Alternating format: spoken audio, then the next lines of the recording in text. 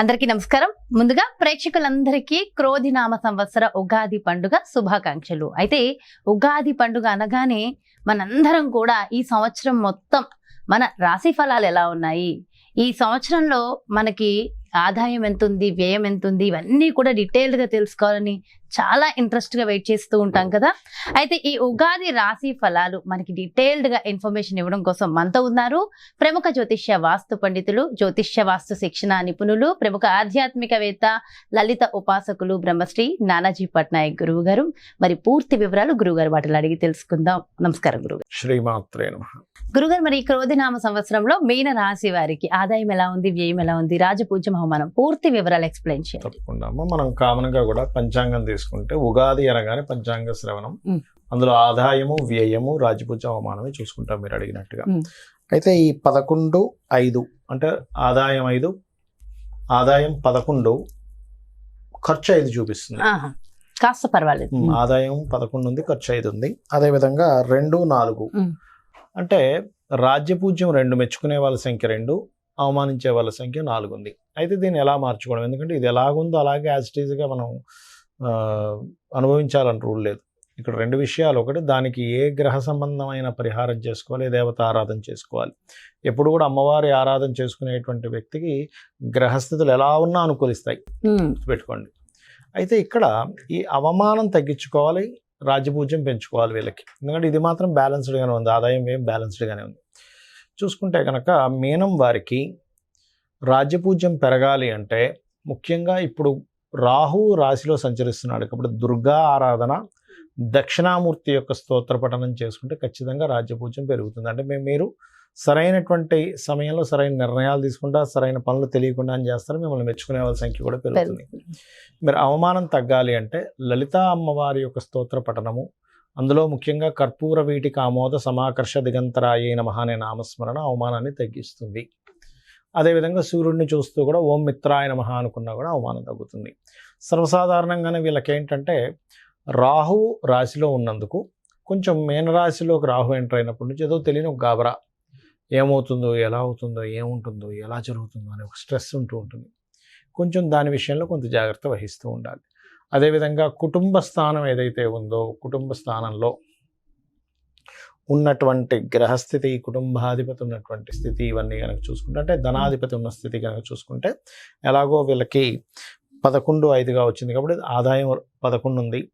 అదేవిధంగా financial growth కూడా పెరుగుతుంది ఈ సమయంలో. కాకపోతే మే నుంచి 3వ స్థానంలోకి వెళ్తాడు కాబట్టి కొంచెం ఏదైనా కమ్యూనికేషన్ కాస్త దూర ప్రాంతాలకు వెళ్ళడం ద్వారా ఫైనాన్స్ పెరగడం అనేటువంటి స్పష్టంగా చూపిస్తుంది. అట్లాగే ఇక్కడ 7వ స్థానంలో కేతు ఉన్నాడు వీళ్ళకి. ఎందుకంటే మేజర్ ప్లానెట్స్ మనం తీసుకుంటాం కాబట్టి 7ము అంటే వివాహ స్థానంలో కేతు ఉన్నందుకు ఏదైనా వివాహ సంబంధం కుదుర్చుకునేటప్పుడు, అందులో ముఖ్యంగా బంధువర్గంలో వారితో కుదుర్చుకునేటప్పుడు మరింత జాగ్రత్తగా ఉండాలి మార్చి, ఏప్రిల్ మాసాల్లో. ఎందుకంటే ఈ బాధకుడు వచ్చి రాశిలో ఉంటున్నాడు నీచబడి. అందుకని ఏదైనా బంధువర్గం వారితో వివాహం కుదుర్చుకోవడం, వాళ్ళ వల్ల అయ్యో ఎందుకు కుదుర్చుకున్నామని డిస్టర్బ్ అవ్వడం, ఇట్లాంటివన్నీ ఉంటాయి. కొంచెం అది చూసుకోవాలి.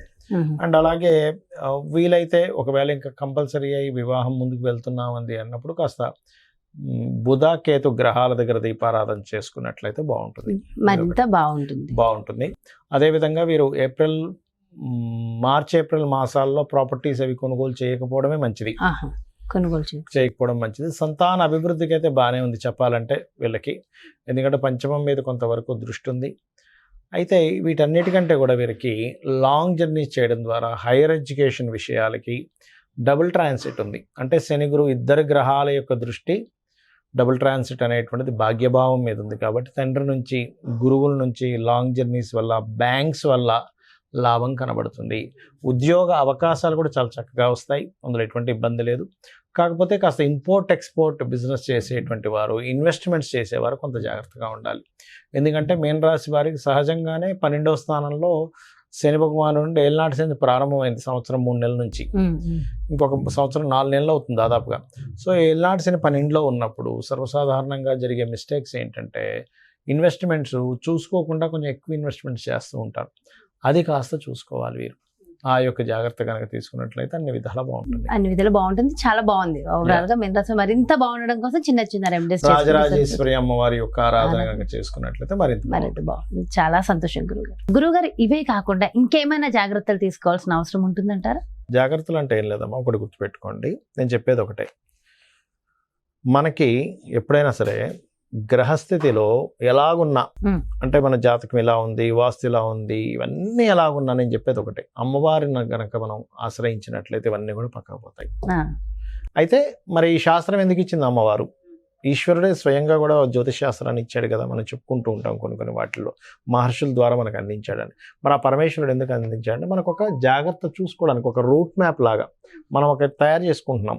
ఏది, ఏ రూట్లో ఎక్కడ ట్రాఫిక్ ఉంది, ఎక్కడ ఏది ఉంది అన్ని తెలుసుకుని దాన్ని బట్టి వెళ్తున్నాం కదా. అలాగే మనకు భగవంతుడే ఈ యొక్క జ్యోతిష్ శాస్త్రాన్ని అందించాడు. దీనివల్ల ఏమిటి, మనం మన జన్మజాతకం కూడా చూసుకోవాలి. అంటే మన జన్మజాతకంలో లగ్నబలం ఎలా ఉంది, ధనం ఏ మార్గంలో వెళ్తే మనకు ధనం సంపాదిస్తాము, ఏ రకంగా ప్రయత్నిస్తే మన ప్రయత్నాలు సఫలీకృతం అవుతాయి, ఏ దిశలో ఉంటే మనకి బాగుంటుంది, సంతాన అభివృద్ధి ఎందుకు అవ్వట్లేదు, వివాహం ఎందుకు అవ్వట్లేదు, మన జన్మజాతకంలో ఉంటుంది. అంటే ఏ సమయంలో వివాహం చేసుకుంటే బాగుంటుంది, అదేవిధంగా మనకి ఏ వృత్తుల్లో బాగుంటుంది, ఏ వ్యాపారాల్లో బాగుంటుంది, ఎందులో ఎప్పుడు ఇన్వెస్ట్మెంట్ చేస్తే మంచిది, ఎప్పుడు ఇన్వెస్ట్మెంట్ చేయకూడదు అనేటువంటి అన్ని విషయాలు ఉంటాయి.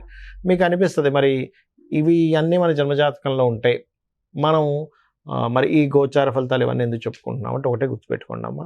ఇప్పుడు మీరు షూటింగ్కి వచ్చారు కదా, నార్మల్గా మీ ఇంటి నుంచి ఇక్కడ 40 నిమిషాలు అనుకోండి కార్లో రావడానికి, అదే ట్రాఫిక్ జామ్ అయితే కదా. అంటే ఏమిటి, గంటలోనో 40 నిమిషాల్లోనో వస్తాననేది మీరు ఏం చెప్తారు, గంటన్నర పడుతుందండి అంటారు.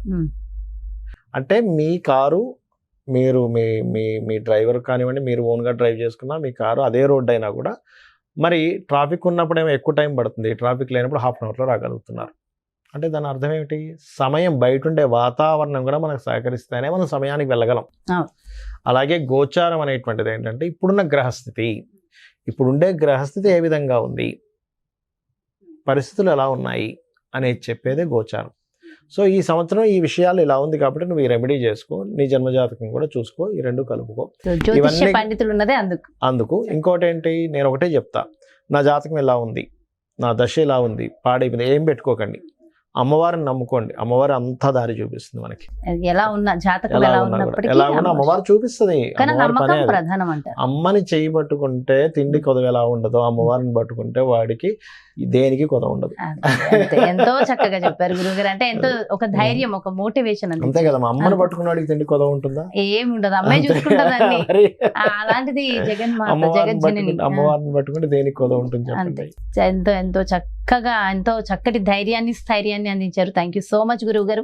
నమస్కారం. శ్రీమాత్రే నమః. సో చూసారు కదండి, మరి ఇది క్రోధినామ సంవత్సరంలో మీ యొక్క రాశి యొక్క ఫలితాలు పూర్తిగా ఎంతో చక్కగా వివరించారు కదా గురువు గారు. మరో చక్కటి ప్రత్యేకమైన కార్యక్రమంతో మళ్ళీ మీ ముందుకు వచ్చేస్తాను. మరి అదేవిధంగా మీ యొక్క జాతకానికి సంబంధించి కానీ, లేదంటే మీ ఇంటి వ్యాపార వాస్తుకు సంబంధించి కానీ గురువు గారిని సంప్రదించాలి, అపాయింట్మెంట్ కావాలి అనుకుంటే క్రింద డిస్ప్లే అవుతున్నటువంటి నెంబర్స్కి కాల్ చేయండి. నమస్కారం.